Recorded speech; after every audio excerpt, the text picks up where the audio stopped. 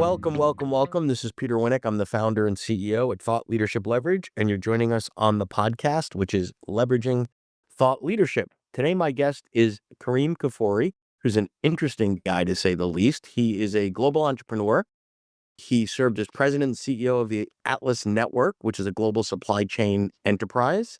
He's the founder of Global Crosswalks. He's the author of Supply Chain Ups and Downs, and he's a great example of someone really investing in and using thought leadership to sort of elevate the brand, elevate his business, and do all those sorts of interesting things. So welcome aboard today. Thank you so much, Peter. Appreciate it. And looking forward to a nice conversation with you today.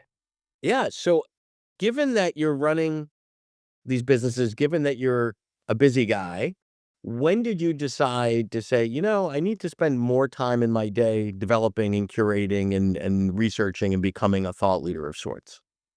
I mean, for me, it really started during the pandemic time, I would tell you more than anything else, most specifically regarding my industry, more than anything else, because the supply chain industry and the word supply chain became part of the common vernacular during these days, where So people. wait, stay there a minute, right? Because supply chain didn't come to be during the pandemic, right? It always existed, but with all due respect, nobody really cared because the Right. stuff was what we needed and when we wanted it to be.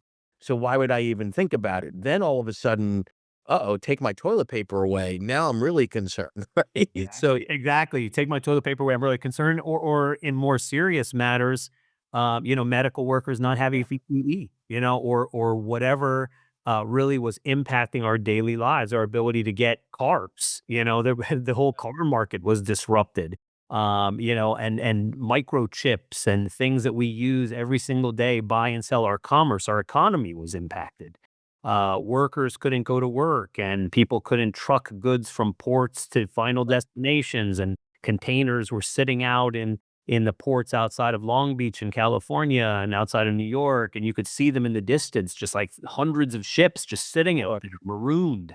Uh, but was it that the macro forces going on beyond your control led you to say, ah, the world needs to know more about this. Now's an opportunistic time to jump in and sort of grab the microphone? I think it was that, but not so much opportunistic. I think the problem was is there was a lot of misinformation. People just didn't understand what supply chain is, why it mattered, how it was going to be able to be improved. Being a global supply chain solutions company for, more than 2 decades, this is like a playground for us because our entire world revolves around solving disruptions. So anytime that there's a major disruption, whether it's because of force majeure, a political shift, a war, quality being, poor for a company, or timeliness or price hikes or any of these kinds of things that actively can disrupt a end-to-end supply chain, my company plugs in with those entrepreneurs, small, medium, large size businesses to provide to them more accurate solutions. We have a network of almost 2,000 suppliers that we've built in the past 2 decades. So Right. So your company, I'm sure, has lots of competition, as do most of us, right, out there. But the opportunity for you to come in and say, okay, let me share this knowledge. Let me put this out there. There's a market that will value what I have to say in the way that I have to say it. And the byproduct of that, or a byproduct of that, is I'll elevate the brand. I can compete at a higher level. I can differentiate the brand because it's kind of the ultimate commodity supply chain, right? Move my stuff from A to B. yes. It doesn't get more commoditized than that. So talk a little bit about the advantage and the benefits to the business, because my assumption is, we had a chat the other day, you're not $100 billion business, right? You're good. Not yet. Not yet. Good. Well, they'll tune in for more. No, but it's not like you're the IBM in its day of your business that can afford to do, or the McKinsey or whatever. So because I think that one of the beautiful things about thought leadership is it democratizes things, in that you could be as smart or smarter than competitors 10 times your size or 100 years older than you, Correct. but you've got something to say. So what's been the benefits to the business? Yeah, I mean, the benefits to the business again have been the ability to put out some best practices and best protocols around this industry. there's other competition, as you said before, but I think the way that we've always done things here at Atlas has been quite different than many other groups within my category, where for many, many years, when it came to supply chain or procurement or sourcing solution, Right. it was all about the lowest cost solution. It was all about As it is in many businesses, right? Get me the cheapest. correct. And we never sold that way. We Mhm. never represented that way. The way that we always represented was on the things that people talk about now, the non-sexy stuff, visibility, transparency, resilience, robustness, being able to make sure that you have a dependable supply chain. And a lot of this background came from my work as a regulator. So I worked in the financial industry for many years. I was at the Securities and Exchange Commission. I was NASD FINRA for many years, and I ran a lot of their risk mitigation, kind of Sarbanes-Oxley and sort of corporate governance related activities. And it was through those experiences that I then transitioned that to an entirely different industry, which was global supply chain. So I came at this industry from the very beginning saying, is a Pandora's box of fraud.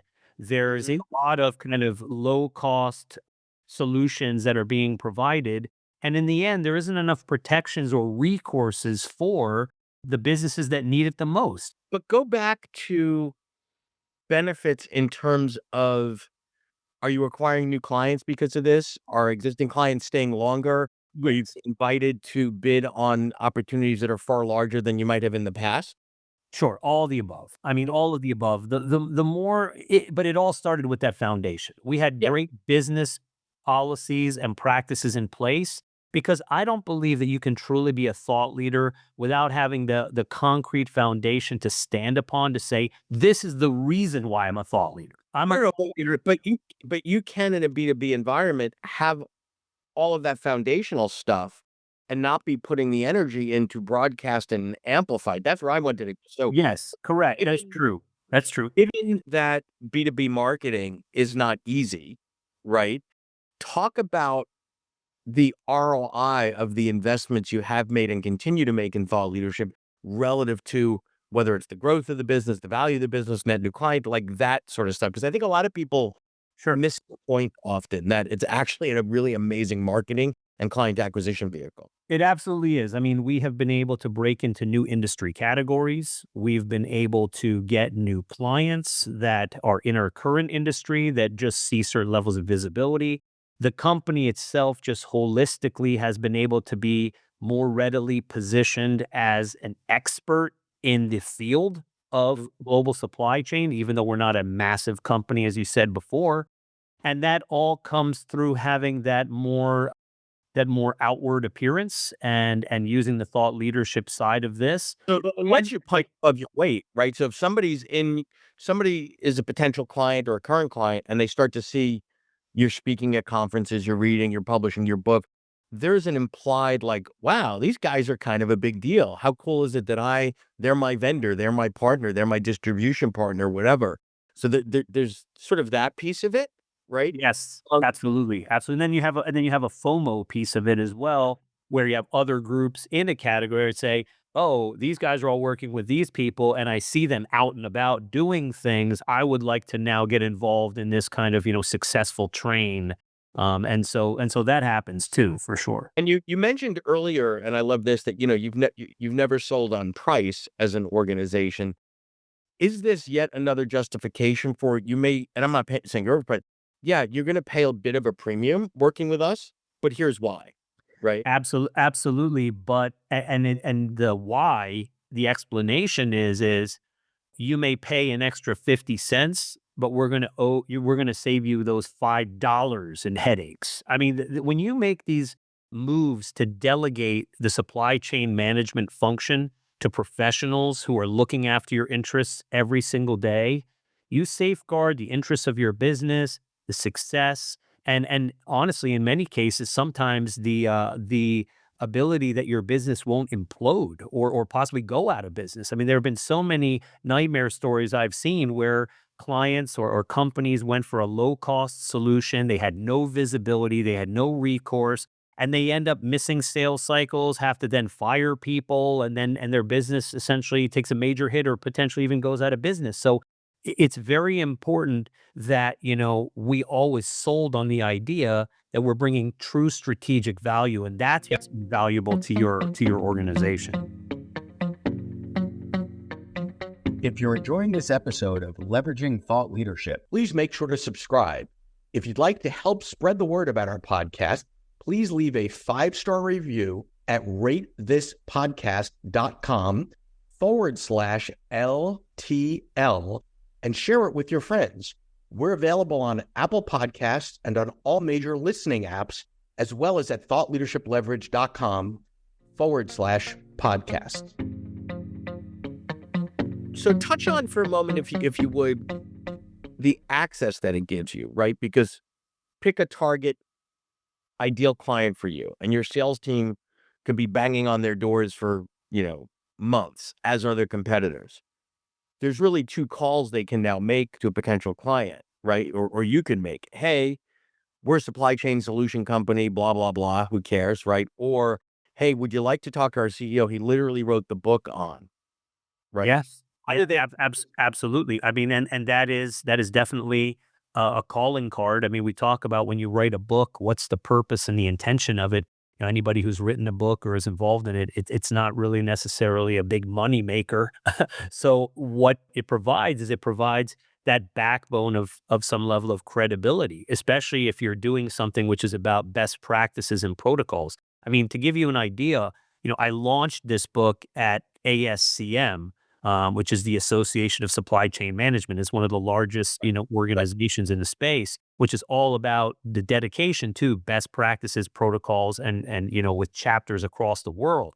And so I've always sort of taken an approach here to not just have it be for consumers or people who just want a nice general read, but it also to be a respected resource in the arena of education in this space too. So No, and I think that's important, that oftentimes thought leaders and authors are not realistic, right? Like, your book is not necessarily a book that's going to hit the New York Times bestseller, that your friends, your kids' friends on the soccer field are going to say, "Oh, golly, that's a great read." But who cares, right? Like, the success is not based on number of units sold. no. You know what your marketplace is. And I would argue that if the right 20, 50, maybe 100 people got that book in their hands and it led to an outcome, that's transformational for you and your business, correct? It absolutely is, but it's not even just about those business leaders. What it's also about is it's about the whole new generation of students and consumers that want to know more about supply chain. I mean, supply chain is in the news every single day and is being talked about in so many different facets, from tariffs that are coming down. I mean, Yeah. it's complete. We live in a global economy, and the world has never been smaller due to technology. So, I mean, it is a very consistent topic. That's why the book, 147-page, real concise book that goes from A to Z and is holistic in nature and is a relatable read, not something that is just overly, covered in jargon and difficult to absorb. I mean, that's not my intention. My intention is to basically be a relatable voice in this complicated Yeah. space. So on the educational side, I would imagine, and I'd love to hear your thoughts on this, that you're kind of setting a standard of what the right way is for the folks that you might hire in the next 5, 10, 15 years. And today, has it given you a competitive advantage from a talent standpoint? Yes, absolutely. Because all you have to do is essentially, as you said, state that we wrote the book on it. And now you're already dealing with certain people that are going to respect that, understand that, and are going to either really relate to it, or they're going to really appreciate it. So absolutely, by having a compelling book and having a compelling methodology around how we're tackling this industry, it brings a higher caliber of talent for sure. So if somebody is listening to this now, not in supply chain, but another industry, whatever that industry might be, Yeah. and is sort of on the cusp of making those investments and diving into thought leadership to elevate the brand and the business, and they're not waiting for a pandemic to say, do that. Yes. What advice would you give them? I would say that you really can never lose when you bet on yourself. I think that that's a very, very important idea here. We have so many opportunities to invest in things that relate to either our business or our lives. But when you take the approach of the thought leadership direction, you're essentially saying, I'm investing in me and I'm investing in the idea that what I have has value and interest. My hope is that the market will appreciate it as well, and then it will have the reverberating effects that we've talked about here today, which is bringing more business or bringing more focus or attention or donations or whatever it is that you're trying, selling more books. Flip that a little bit, but that investment in me, that me might mean my team or my organization or my business as well, Sure, right? sure. Yeah, Okay. sure. Of course, it could be, but I think I was just kind of talking to the fact of just when someone decides to say they want to get into thought leadership, why would it be a good idea to do so? Well, but I'm talking about somebody that needs to make the case at their company saying, "Hey, it's budget season. Hey, Mhm. boss, I want to invest in thought leadership for this company, and I need dollars and time and energy and resources to do it." The advice there, right? So one of the things I would be thinking about is make sure that you are managing the expectation with the powers that be, that this is not a get rich quick business. That don't think of this as a Oh, absolutely. Yeah, yeah. it's definitely a marathon. It's not a sprint. It's a thing that takes time. You're building up followings of people who are going to then, tune in or actively then promote to their networks what they've heard or learned from you, from your channels, or from your ways that you're presenting the thought leadership. It takes time, but what is interesting about it is there's definitely sort of an intersection point where the efforts start to kind of bear fruit, where you have people or companies or organizations start to engage more, Yes. and they want to comment on the things that you're discussing. They then start asking for advice. Maybe that's when they then want to hire you or talk to references. And it starts to become a bit of a circular economy where what you put out then ends up coming back to you as well. So it's definitely an ongoing process. It's not a we put in these dollars and tomorrow we see X dollars. But on that note, so sort of the last thought I have or last question I have is what are the right metrics? And what I mean by that is, listen, if you can attribute, hey, and we landed $1 zillion client because they read the article and reached out to us, and then the salespeople did that. Hey, of course you're going to do that. But I think that oftentimes people get lazy and use vanity metrics, Yeah, you know? sure. Um, where would you guide folks to say, well, yeah, metrics are important, and what are the metrics that you should be considering to gauge your progress along the way? Well, it starts with the intention. And then from that, you can then build your metrics. So, in other words, if your goal is to generate sales, let's say, and you are taking a very specific approach towards that, then that is going to be one of a few different metrics. If your goal is to basically have engagement, meaning for people to just be communicating back and forth with you so that it can then be able to generate, let's say, awareness for a cause or an organization, whatever it may be, and that could be a different kind of a metric. I tend to see it in terms of, the things that most people would look at, and that's going to be how much traffic you're driving to a particular place. If you're trying to position it for either sales or for information or whatever it may be, what kind of engagement you are actually having with people that are talking to you or Yep. going back and forth with you, how you are essentially being able to really move the needle and what that needle is. But again, in thought leadership, which is a bit broad, right? It could be Yep. for business, it could be for personal, it could be for whatever it may be. You have to know what your end goal is to basically then be able to determine what the metrics are that you're going to have to Yeah, look around for that end goal. exactly. Well, this has been fantastic. I appreciate your time and all that you've shared with us today. This is great stuff, and I wish you the best of luck. Thanks so much for sharing your journey with us today. Oh, thank you. I really appreciate it, Peter. Always good to be with you. To learn more about Thought Leadership Leverage, please visit our website at thoughtleadershipleverage.com. To reach me directly, feel free to email me at peter@thoughtleadershipleverage.com. And please subscribe to Leveraging Thought Leadership on iTunes or your favorite podcast app to get your weekly episode automatically.